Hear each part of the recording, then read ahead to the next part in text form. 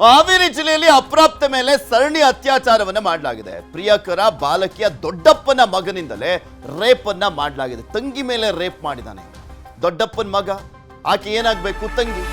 ನಾಚಿಕೆ ಆಗ್ಬೇಕಪ್ಪ, ಕಚ್ಚಡಗಳು ಇವು. ಬಂಕಾಪುರ ಪೊಲೀಸ್ ಠಾಣಾ ವ್ಯಾಪ್ತಿಯಲ್ಲಿ ನಡೆದಿರುವಂತಹ ಒಂದು ಘಟನೆ ಇದು. ಪ್ರಿಯಕರ ಮತ್ತು ಬಾಲಕಿಯ ದೊಡ್ಡಪ್ಪನ ಮಗನಿಂದಲೇ ರೇಪ್ ಅನ್ನ ಮಾಡಲಾಗಿದೆ. ಬಂಕಾಪುರ ಠಾಣಾ ವ್ಯಾಪ್ತಿಯಲ್ಲಿ ನಡೆದಿರುವಂತಹ ಘಟನೆ.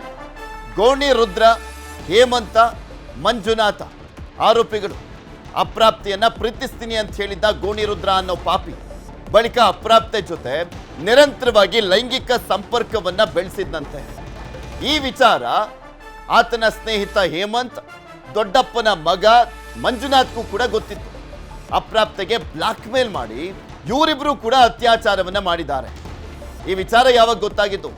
ಬಾಲಕಿ ಗರ್ಭಿಣಿಯಾದ ಬಳಿಕ ಅತ್ಯಾಚಾರದ ವಿಚಾರ ಬೆಳಕಿಗೆ ಬಂದಿರೋದು. ಆಕೆ ಇವರಿಬ್ರು ಎಲ್ಲಿ ಹೇಳ್ಬಿಡ್ತಾರೆ ಅನ್ನುವಂಥ ಭಯ ಕೂಡ, ಬ್ಲಾಕ್ ಮೇಲ್ ಮಾಡ್ತಾ ಇದ್ರಲ್ಲ ಅದಕ್ಕೆ. ಅದಾದ್ಮೇಲೆ ಆಕೆ ಗರ್ಭಿಣಿಯಾದ ಬಳಿಕ ಗೊತ್ತಾಗಿದೆ. ಈ ಒಂದು ಪ್ರಕರಣವನ್ನ ಮುಚ್ಚಿ ಹಾಕುವಂತ ಪ್ರಯತ್ನ ಕೂಡ ಆಗಿದೆ. ರಾಜ್ಯ ಪಂಚಾಯಿತಿ ಮಾಡಿ ಪ್ರಕರಣವನ್ನ ಮುಚ್ಚಿ ಹಾಕಲಿಕ್ಕೆ ಪ್ರಯತ್ನ ಪಟ್ಟಿದ್ದಾರೆ. ಪಂಚಾಯಿತಿ ನಡೆಸಿದ್ದಂತ ಇಬ್ಬರ ಮೇಲೂ ಕೂಡ ಪ್ರಕರಣ ದಾಖಲಾಗಿದೆ. ಬಂಕಾಪುರ ಪೊಲೀಸ್ ಠಾಣೆಯಲ್ಲಿ ಪೋಕ್ಸೋ ಕೇಸನ್ನ ದಾಖಲು ಮಾಡಿ ತನಿಖೆಯನ್ನ ಮಾಡಲಾಗ್ತಾ ಇದೆ. ಮೂವರು ಪಾಪಿಗಳು ನಿಮಗೆ ತೋರಿಸ್ತಾ ಇದೀವಿ ನೋಡಿ. ಈ ವಯಸ್ಸಿಗೆ ಎಂತ ಚಟ ನೋಡಿ ಇವರುಗಳಿಗೆ. ಆ ಬಾಲಕಿ ಮೇಲೆ ಅತ್ಯಾಚಾರವನ್ನು ಮಾಡಿ ಗರ್ಭಿಣಿ ಮಾಡಿದ್ದಾರೆ. ಅದಾದ್ಮೇಲೆ ಗರ್ಭಿಣಿ ಆದ ಬಳಿಕ ಗೊತ್ತಾಗಿರೋದು ಮನೆಯಲ್ಲಿ. ವಿಚಾರಕ್ಕೆ ಸಂಬಂಧಪಟ್ಟಂತೆ ಮತ್ತಷ್ಟು ಮಾಹಿತಿಯನ್ನು ಕೊಡ್ತಾ ಹೋಗ್ತಾರೆ ನಮ್ಮ ಹಾವೇರಿಯ ಪ್ರತಿನಿಧಿ ನಾಗರಾಜ್. ನಮ್ಮ ಜೊತೆ ದೂರವಾಣಿ ಸಂಪರ್ಕದಲ್ಲಿ ಜಾಯ್ನ್ ಆಗಿದ್ದಾರೆ. ನಾಗರಾಜ್, ಈ ಮೂವರು ಎಷ್ಟು ವರ್ಷಗಳಿಂದ ಈ ರೀತಿಯಾಗಿ ಬ್ಲಾಕ್ ಮೇಲ್ ಮಾಡಿ ಅತ್ಯಾಚಾರವನ್ನು ಮಾಡ್ತಾ ಇದ್ರಂತೆ? ಏನಂತ ಪ್ರಕರಣ ದಾಖಲಾಗಿದೆ? ಪ್ರಮುಖವಾಗಿ ಪೃಥ್ವಿ 2024ರಿಂದಲೂ ಕೂಡ ಇವರು ನಿರಂತರವಾಗಿ ಆ ಒಂದು ಅಪ್ರಾಪ್ತ ಬಾಲಕಿಯ ಮೇಲೆ ಕೂಡ ಅತ್ಯಾಚಾರವನ್ನ ಮಾಡ್ತಾ ಇದ್ರು. ಅದರಲ್ಲೂ ಕೂಡ ಪ್ರಮುಖವಾಗಿ ಗೋಣಿ ರುದ್ರ ಶಿಗಟ್ಟಿ ಎಂಬ ಆರೋಪಿ ಈತ ಅಪ್ರಾಪ್ತ ಬಾಲಕಿಯನ್ನ ಪ್ರೀತಿ ಮಾಡ್ತೇನೆ ಅಂತ ಹೇಳಿ ಕೂಡ ಒಂದು ನಾಟಕವನ್ನ ಆಡ್ತಾ ಇದ್ದ ಮತ್ತು ಆತ ಆ ಬಾಲಕಿಯ ಜೊತೆ ಲೈಂಗಿಕ ಸಂಪರ್ಕವನ್ನ ಬೆಳೆಸಿದ್ದ.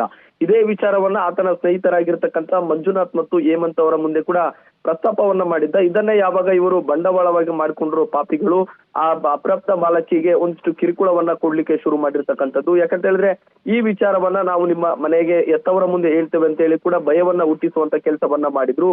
ಯಾವಾಗ ಈ ಒಂದು ಯುವಕರ ಭಯಕ್ಕೆ ಭಯಪಟ್ಟಿರ್ತಕ್ಕಂಥ ಸಂತ್ರಸ್ತೆ ಕೂಡ ಇವರ ಜೊತೆ ಕೂಡ ಅಂದ್ರೆ ಇವರ ಕಿರುಕುಳಕ್ಕೆ ಒಳಗಾದ್ಲು. ಆವಾಗ ಕೂಡ ಏನು ಮನೆ ಆಗಿರ್ಬೋದು ಮತ್ತು ಊರಿನ ಹೊರ ವಲಯದಲ್ಲಿ ಕೂಡ ಕರೆದುಕೊಂಡು ಹೋಗಿ ಆ ಬಾಲಕಿಯ ಮೇಲೆ ಕೂಡ ನಿರಂತರವಾಗಿ ಅತ್ಯಾಚಾರವನ್ನ ಮಾಡ್ತಾ ಇದ್ರು. ಸುಮಾರು 2024ರಿಂದಲೂ ಕೂಡ ಇದೇ ರೀತಿಯಾಗಿ ಅತ್ಯಾಚಾರವನ್ನ ಮಾಡ್ತಾ ಇರ್ತಕ್ಕಂಥ ಸಂದರ್ಭದಲ್ಲಿ ಕೂಡ ಆ ಒಂದು ಅಪ್ರಾಪ್ತ ಬಾಲಕಿ ಕೂಡ ಗರ್ಭಿಣಿ ಆಗ್ತಾ ಇಲ್ಲ. ಆಗ ಈ ಒಂದು ವಿಚಾರ ಮನೆಯವರಿಗೆ ಕೂಡ ಗೊತ್ತಾಗಿರ್ತಕ್ಕಂಥದ್ದು ಮತ್ತು ಈ ವಿಚಾರ ಗೊತ್ತಾದ ತಕ್ಷಣ ಕೂಡ ಏನು ಬಾಲಕಿಯ ತಾಯಿ ಕೂಡ ಪೊಲೀಸ್ ಠಾಣೆಗೆ ದೂರನ್ನ ಕೊಟ್ಟಿರ್ತಾಳೆ.